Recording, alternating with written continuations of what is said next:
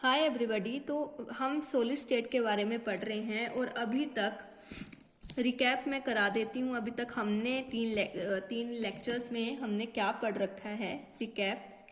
तो सबसे पहले हमने बेसिक से पढ़ना शुरू किया। ठीक है, बेसिक हमने सॉलिड्स के बारे में जाना। देन इसके हमने टाइप्स पढ़े। टाइप्स हमारे दो तरह के थे, crystalline solids and amorphous solids. Okay, उसके बाद हमने इनके difference between crystalline and amorphous solids. Okay, ये हम पढ़े थे फर्स्ट लेक्चर में। उसके बाद हमने टाइप्स ऑफ क्रिस्टलाइन सॉलिड्स हमने पढ़ी थी, जिसमें हमारे पास आ जाते हैं molecular solids, ionic, covalent and metallic solids. And these are classified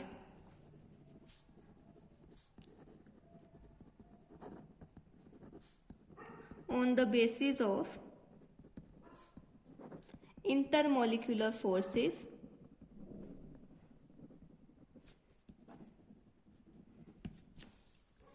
present between atoms. Okay? उसके बाद हमने यूनिट सेल पढ़ा था थर्ड लेक्चर में। मतलब फर्स्ट में भी मैंने थोड़ा सा आपको यूनिट सेल का बताया था, सेकंड में बताया था, एंड थर्ड में हमने क्या पढ़ा था, types of unit cell on the basis of location of atoms in unit cell. ठीक है, उसके बाद हमने किया था number of atoms in unit cell. ठीक है, और आज हम क्या करने वाले हैं, ये तो सारा हमारा पिछला मैंने आपको बताया कि हमने क्या क्या पढ़ा है। जिसको ये जो आज पहली बार आ रहा है वीडियो देखने, जिसको ये देखना है तो आप प्रीवियस वीडियोस में आप ये जाके देख सकते हो, क्योंकि आज का जो हमारा लेक्चर है वो है क्लोज्ड पैकिंग इन सॉलिड्स, और we can say that in crystalline solids, because हम क्रिस्टलाइन सॉलिड्स ही पढ़ रहे हैं। ठीक है, तो आज का जो टॉपिक है हमारा वो है based upon closed packed structures. ठीक है, अब क्लोज पैक, अब आपको पता है क्रिस्टलाइन सॉलिड्स में एक प्रॉपर अरेंजमेंट होती है। मैंने आपको बताया था कि एक लेयर दूसरी लेयर के साथ बिल्कुल अटैच्ड होती है। तो अब हमें ये भी पता है कि जो सॉलिड्स हैं वो 3D स्ट्रक्चर्स होते हैं। ठीक है, 3D में होते हैं, स्पेस में, 3D स्पेस में होते हैं। तो 3D में किसी चीज़ को समझने से अच्छा है हम उसके बिल्कुल जो है बिल्कुल बेसिक चीज़ पे जाएं, उसका बेसिक हम सीक्वेंस देखें, एंड देन उस बेसिक सीक्वेंस से हम बिल्ड करते जाएं हायर ऑर्डर की तरफ। ठीक है, तो हम स्टार्ट करेंगे इसमें 1D से। 1D से मतलब closed packing in one dimension. कि वन डायमेंशन जब जहां पर एक ही डायमेंशन है, एक ही एक्सिस के अलोंग एटम्स आपके किस तरह से अरेंज होते हैं। ठीक है, क्लोजली। क्लोज पैकिंग का मेनली मतलब है जिसमें स्पेस बहुत कम हो, खाली जगह बहुत कम हो, बिल्कुल टाइटली वो अटैच्ड हो, बिल्कुल टाइटली। ठीक है, तो अब हम 1D का बनाते हैं। ठीक है, तो हम इसको क्या करते हैं, इस तरह से हम 1D का बना रहे हैं अलोंग वन एक्सिस। एटम का साइज सेम रखना है। ठीक है, ठीक है, तो this is the arrangement of atoms in 1D। अब इसमें जो इंपॉर्टेंट क्वेश्चन क्या आता है, वो आता है about coordination number of atom. ठीक है, यहाँ पे कोऑर्डिनेशन नंबर ऑफ एटम है। ठीक है, अब आपको इस चैप्टर में दो तरह के कोऑर्डिनेशन नंबर आपको पूछे जाएंगे, दो तरह के कोऑर्डिनेशन नंबर आपको पूछे जाएंगे। एक तो यहाँ पे जो मैंने लिखा है कोऑर्डिनेशन नंबर ऑफ एटम्स, और दूसरा हम आगे जब वॉइड्स के बारे में पढ़ेंगे, ठीक है, तो वहां पे कोऑर्डिनेशन नंबर ऑफ वॉइड, जो भी पर्टिकुलर वॉइड का नाम वो देंगे उसका कोऑर्डिनेशन नंबर आपको देना है। लेकिन यहाँ पे किसका है, कोऑर्डिनेशन नंबर ऑफ एटम। अब इसका मतलब क्या है, it is the number of nearest neighbor atoms। ठीक है, नियरेस्ट नेबर जो भी एटम्स है। अब आपको ये देखना है कि कोऑर्डिनेशन नंबर आपने निकालना कैसे है, हाउ टू फाइंड आउट। ठीक है, आपने सबसे पहली बात ये याद रखनी है कि जो भी जिस भी एटम का आपको कोऑर्डिनेशन नंबर दिखाना है, आपको सबसे पहले जैसे ये 1D में आपको एटम्स का पूछा है, तो आपने वो एटम आपने चूज करना है जिसका जो आपका होली ऑक्युपाइड है। ठीक है, जो हर तरफ से ऑक्युपाइड है। अब ये 1D है तो मतलब एक ही एक्सिस के अलोंग इसकी एटम्स होंगे, ऊपर नीचे तो होंगे नहीं। तो मतलब ऐसा एटम जो दाएं और बाएं में टोटली ऑक्युपाइड है। अब ये लेफ्ट में तो इसके एटम है लेकिन राइट में नहीं है, इसके भी राइट में एटम है लेकिन लेफ्ट में नहीं है, तो हम इसको नहीं ले सकते, हम इन एटम्स को हम नहीं ले सकते हैं, ये जो बिल्कुल एक्सट्रीम्स पे प्रेजेंट है। तो हमें कौन से एटम्स का देखना है, चलो लेट हमने ये वाला एटम हमने चूज कर लिया। आप इन दोनों को छोड़ के कोई भी एटम ले सकते हो। ठीक है, कोऑर्डिनेशन नंबर ऑफ एटम बताने के लिए। ठीक है, ये हम 1D का बता रहे हैं। अब ये हमने एटम लिया है तो इसके राइट में एक एटम है, इसके लेफ्ट में भी एक एटम है, तो टोटल इसके नियरेस्ट नेबर हो गए 2। तो 1D में कोऑर्डिनेशन नंबर ऑफ एटम्स कितना आ गया, 2। So coordination number Cn is the coordination number of atoms in 1D। ठीक है, तो इसका आपका इन 1D ये हो गया 2। ठीक है, क्योंकि हमने जो टोटली ऑक्युपाइड एटम है हमने उसको लेना है और उसके नियरेस्ट नेबर हमने देखने हैं। 1D में लेफ्ट और राइट में ही हो सकते हैं, तो हमने वो लेफ्ट और राइट वाले देख लिए एंड 2 आंसर हमारे पास आ चुका है। अब हमारा नेक्स्ट जो है, नेक्स्ट हमारा जो टॉपिक है दैट इज 2D में हम जा रहे हैं। ठीक है, क्लोज पैकिंग इन 2D। देखो हमने अब क्या करना है, हमें 1D की अरेंजमेंट हमें पता चल चुकी है। 1D की अरेंजमेंट हमें पता है, एक एक्सिस के अलोंग ऐसे टोटली एक पैक्ड एटम्स पड़े हुए थे। ठीक है, इस तरह से, ठीक है, इस तरह से एटम्स जो थे हमारे बिल्कुल अटैच करके पड़े हुए थे। तो 2D में हमें क्या करना है, अगर ये इस तरह को एक्स एक्सिस हमारी एक डायमेंशन इस तरफ को जा रही है, ठीक है, तो हम इधर को आप वाई एक्सिस या जेड एक्सिस में वाई एक्सिस मान लेती हूँ। ठीक है, इस साइड को भी आपकी एक डायमेंशन जानी चाहिए, तो इस तरह से आपकी 2D में बन जाएगी। तो मतलब हमें इस तरह, जैसे ये लाइन है इसके, अब इसके नीचे हम दो तरह से, इसके नीचे हमें एटम्स लगाने हैं और वो भी हमारे दो तरह से लगते हैं। ठीक है, वो भी किस तरह से लगते हैं, 2 टाइप से लगते हैं। ठीक है, जैसे मैंने स्टार्टिंग में भी आपको थोड़ा सा हिंट दिया था।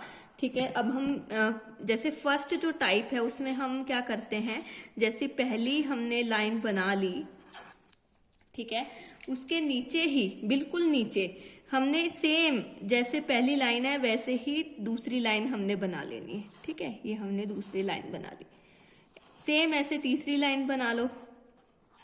ठीक है, सेम उसके नीचे क्या चौथी लाइन बना लो, ऐसे ही सोन चलती रहेगी। ठीक है, ठीक है, इस अरेंजमेंट को अब इसमें यूनिट सेल आपको बताती हूँ मैं। यूनिट सेल की बात करें तो इसमें यूनिट सेल आता है, ये देखो अलग कलर से मैं बता रही हूँ।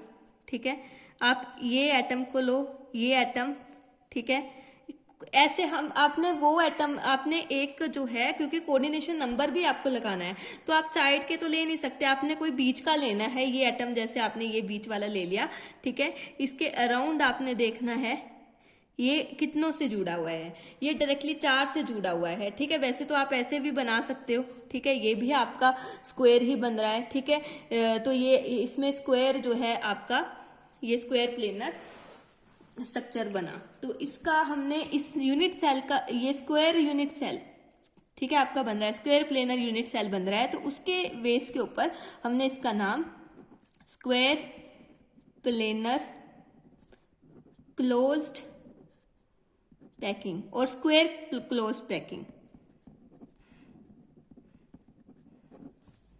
इन 2D, ठीक है, 2D लिखना जरूरी होता है। अब हमें इसमें कोऑर्डिनेशन नंबर निकालना है, कोऑर्डिनेशन नंबर ऑफ एटम्स ही निकालना है आपने, ठीक है। तो आपने वो एटम लेना है जो होली ऑक्युपाइड है, ऊपर वाली लाइन के नहीं ले सकते, लास्ट वाली लाइन के भी नहीं ले सकते, क्योंकि इसके नीचे कोई नहीं है, इसके ऊपर कोई नहीं है, और ये एक्सट्रीम्स वाले तो कोई भी नहीं ले सकते, तो हमें बीच वाले लेने हैं, चाहे ये ले लो चाहे ये ले लो, ठीक है। तो मैंने ये ले लिया। अब ये देखना है कितनों से जुड़ा है, ये ऊपर भी जुड़ा है, इधर भी जुड़ा है, इधर भी, 4 से जुड़ा है ये, तो हमने उस तरह से एक हमने बना दिया। तो इसका कोऑर्डिनेशन नंबर हो गया 4, ठीक है। अब हमारे पास दूसरी तरह की अरेंजमेंट है, वो इस तरह से है कि हमने ऊपर वाली लाइन तो जैसे 1D में थी वैसे ही बना ली बिल्कुल, और जो सेकंड लाइन जो आपने क्लोज पैकिंग इन 1D बनानी है, वो इन दोनों के ऊपर वाली लेयर में जो डिप्रेशंस आ रहे हैं उसमें आपने बनानी है। जैसे ये इसका डिप्रेशन ये आ रहा है, इसमें डिप्रेशन ये, इस तरह से आपने बनानी, ठीक है। तो सेकंड लेयर आपकी ये हो गई। अब फर्स्ट लेयर, जो थर्ड लेयर है वो सेकंड के डिप्रेशन में बनानी है, ठीक है। तो आपने सेकंड के डिप्रेशन में ये आपने थर्ड लेयर बना दी, ठीक है। अब fourth layer again in depression of third layer atoms, इस तरह से आपके ये बन चुके हैं, ठीक है। तो अब इसमें आपका इस तरह की अरेंजमेंट, अब देखो यहाँ पे आपके सारे सेम लेयर्स थी। अगर मैं इसको, अगर इस वाली लेयर को मैं ए नेम देती हूं, ठीक है, तो इसको भी मैं ए बोलूंगी, इसको भी ए बोलूंगी और इसको भी ए बोलूंगी, ठीक है। और यहाँ पे देखें तो ये वाली लेयर को अगर मैं ए नाम देती हूँ, ठीक है, as it is as this, तो सेकेंड लेयर डिफरेंट है, ठीक है, फर्स्ट के जैसे बिल्कुल भी नहीं है, सेकेंड लेयर डिफरेंट है, तो उसको मुझे अलग नाम देना पड़ेगा बी। लेकिन अगर हम थर्ड लेयर देखते हैं that is exactly like first layer, तो उसको मैं फिर से ए नाम दूंगी, और जो फोर्थ लेयर है वो सेकेंड लेयर के एग्जैक्टली सेम है, तो उसको मैं बी टाइप नाम दूंगी। तो इसको हम क्या बोलेंगे, इसको हेक्सागोनल क्लोज्ड पैकिंग इन 2D हम नाम देते हैं। क्यों? क्योंकि हम देखो यहाँ पे, यहाँ से ये चला, ये, ठीक है, देन ये यहाँ, इस तरह से आपके पास जो है एक हेक्सागन आपका बनता है यूनिट सेल में, ठीक है। आप देख सकते हो, ठीक है, कि हेक्सागन आपका बन रहा है, ठीक है।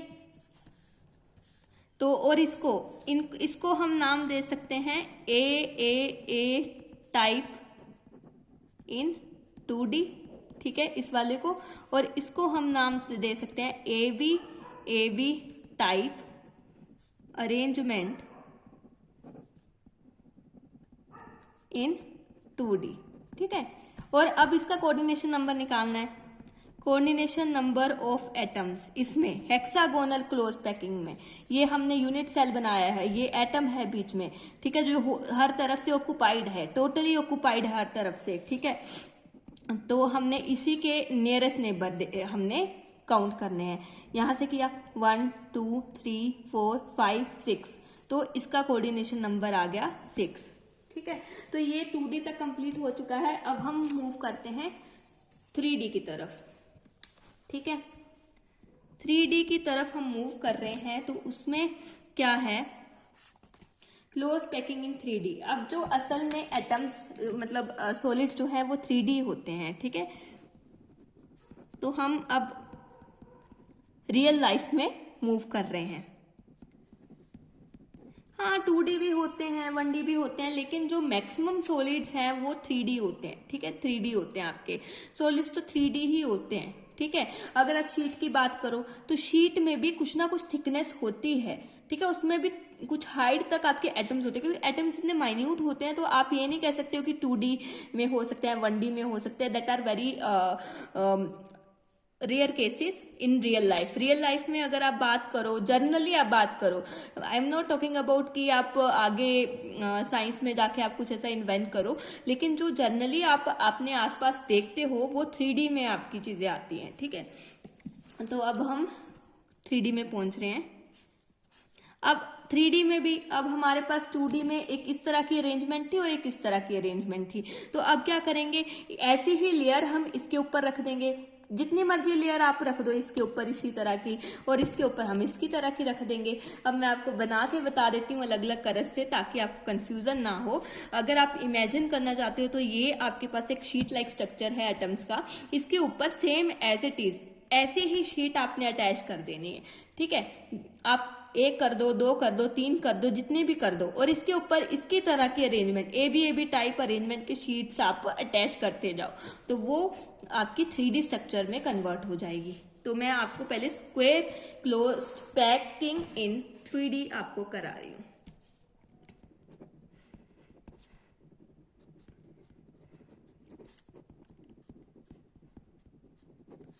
इन 3D, ठीक है। हम ऐसे नहीं, किसी को लगता है कि जल्दी जल्दी करा दें हम, क्योंकि इमेजिनेशन का काम है, जरा सा भी गलत इमेजिनेशन होगी तो पूरा चैप्टर आपका खराब हो गया। क्योंकि हर एक चीज देखो, आपने 1D पढ़ा, 1D से 2D डराइव किया, 2D से अब 3D करोगे, अगर एक भी चीज यहाँ पे गलत हो जाए, ठीक है, ये सीक्वेंस ही मैं गलत बना दूं या कुछ भी गलत कर दें, तो आपका पूरा आगे का सीक्वेंस बिगड़ जाएगा। तो अब मैं बनाती हूँ, जैसे यहाँ पे हम स्क्वायर क्लोज्ड पैकिंग इन 2D बना रहे हैं, ठीक है। जैसे ऊपर बनाया है बिल्कुल सेम एज इट इज हमने एटम्स रखने हैं। एटम्स जो हैं वो सेम साइज के होते हैं। अभी मैं हाथ से बना रही हूँ तो मे भी कुछ डिफिकल्टी हो जाए बनाने में, ठीक है, आपका साइज आगे पीछे हो जाए, ठीक है, बट असल में ये एटम्स का साइज जो है वो सेम होता है। तो ये आपकी एक लेयर बन गई। अब जस्ट इसके ऊपर है, तो हम क्या करेंगे, ऊपर वाली लेयर भी सेम साइज की होगी, बट मैं आपको समझाने के लिए कि वो इसके ऊपर है, तो मैं इसके ऊपर ऐसे इस तरह से बना देती, ठीक है, ताकि आपको पता चल जाए कि वो इसके ऊपर है वो सेम साइज के हैं, ठीक है, सेम साइज के एटम्स हैं इसके ऊपर। क्योंकि अगर सेम बना दूं तो नीचे वाले दिखेंगे नहीं, फिर आपको पता नहीं चलेगा कि नीचे भी लेयर है और ऊपर भी लेयर है। तो मैं इसको अपने उसके लिए समझाने के लिए मैं इन एटम्स को नीचे वाली से छोटा बना रही हूँ, लेकिन असल में ये सेम साइज के हैं, ठीक है। इस तरह से आप कितनी भी लेयर ऊपर चढ़ा दो, ठीक है, तो वो आपका ये आ जाएगा।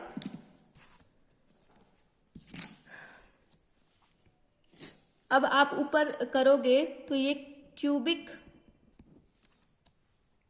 लैटिस बन जाएगा, ठीक है, क्यूबिक लैटिस। और ये फॉर्म्ड फ्रॉम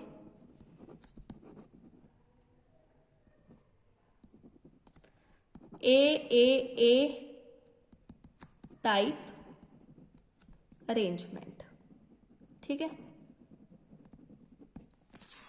ठीक है। यहाँ पे ए टाइप अरेंजमेंट से हमने क्यूबिक लैटिस बनाया है। मैं आपको ये कर देती हूँ हाईलाइट, क्यूबिक लैटिस बनाया है फ्रॉम आपने ए टाइप अरेंजमेंट को यूज करके इन 2D भी लिखना है आपने। 2D की ए टाइप अरेंजमेंट है, उसको यूज करके आपने 3D में क्यूबिक लैटिस आपने बनाया है, ठीक है।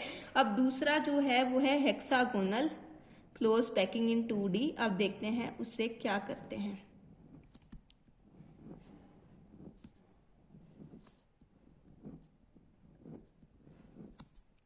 सॉरी, ये मैंने वही बना दिया, ठीक है, जल्दबाजी में, कोई बात नहीं, गलतियां हो जाती हैं, don't be hesitate with this. हम क्या कर रहे हैं, हम हेक्सागोनल क्लोज पैकिंग बना रहे हैं, ठीक है।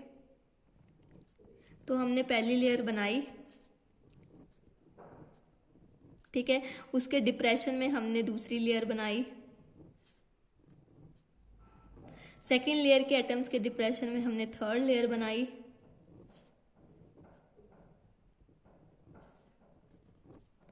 और थर्ड लेयर के डिप्रेशन में एटम्स के डिप्रेशन हमने 4th लेयर बनाई। इस तरह से हमने एक शीट लाइक 2D स्ट्रक्चर हमने बना लिया जिसमें ए बी टाइप्स आपकी वो लाइंस हैं, ठीक है। अब इसी के ऊपर हमने क्या किया है, हमने क्या करना है, अब ये जो इसमें खाली स्पेस है, ठीक है, अब इसमें इस लेयर में आपको देखने की बात है, ठीक है, कि इस लेयर में आपने क्या करना है, देखो यहाँ पे ये एटम्स हैं, एटम्स तो प्रेजेंट है, लेकिन एटम्स के बीच में आप देख रहे हो कि एटम्स के बीच में, मैं पीछे आपको हेक्सागोनल वाले में बताती हूँ, ठीक है, कि यहाँ पे अभी मैंने यहाँ पे बनाया, लेकिन यहाँ तो एटम्स है, लेकिन यहाँ पे बीच में, अभी स्केच से बनाया तो क्लियरली दिखाई नहीं दे रहा है, तो यहीं पे देखते हैं, ये खाली स्पेस है, ठीक है। तो इस खाली स्पेस को हम नाम देते हैं वॉइड, ठीक है। अब ये वॉइड जो है इस तरह से है, ठीक है, आधे इस तरह से है, आधे इस तरह से है, ठीक है। तो इस तरह के वॉइड को हम कहते हैं ट्रायंगुलर वॉइड। और ये किसमें प्रेजेंट है, present in hexagonal closed packing in 2D, ठीक है। 2D में कौन सा वॉइड प्रेजेंट है, 2D में हमारा ट्रायंगुलर वॉइड प्रेजेंट है, ठीक है। अब हमने क्या करना है, ये जो वॉइड, मतलब वॉइड को आप होल भी कह सकते हो समझने के लिए, ठीक है, होल खाली स्पेस। अब ये जो ट्रायंगुलर वॉइड है इसको कवर करते हुए हमने इसके ऊपर एटम रखना है इस तरह से, ठीक है, इस तरह से, ठीक है, इस तरह से। अब इनके डिप्रेशन में क्या करना है, दूसरी लेयर रखनी है, ठीक है, इस तरह से, और इनके डिप्रेशन में आपने रखनी है तीसरी लेयर इस तरह से, ठीक है। अब आप देख सकते हो यहाँ पे एक केस बनता है कि ट्रायंगुलर वॉइड पे आप, ये ट्रायंगुलर वॉइड था, ठीक है, इस तरह से आपका एक ट्रायंगुलर वॉइड था, ये क्या था, ये ट्रायंगुलर वॉइड था।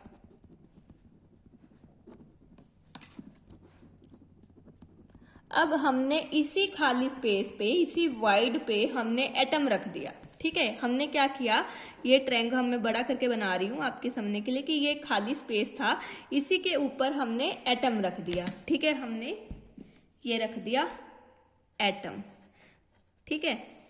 खाली स्पेस आपका बिल्कुल ढक गया, ठीक है। तो आप क्या देख रहे हो, अब जैसे पिरामिड होता है ना, पिरामिड के ऊपर आपका इस तरह से चोंच होती है, तो वैसे ये एटम एक पिरामिड जैसा बना रहा है, ऊपर ऐसे उसका तीनों तरफ से इस तरह से, चारों तरफ से आपका जो है ये इस तरह से पिरामिड बना रहा है। ये पिरामिड आपका मतलब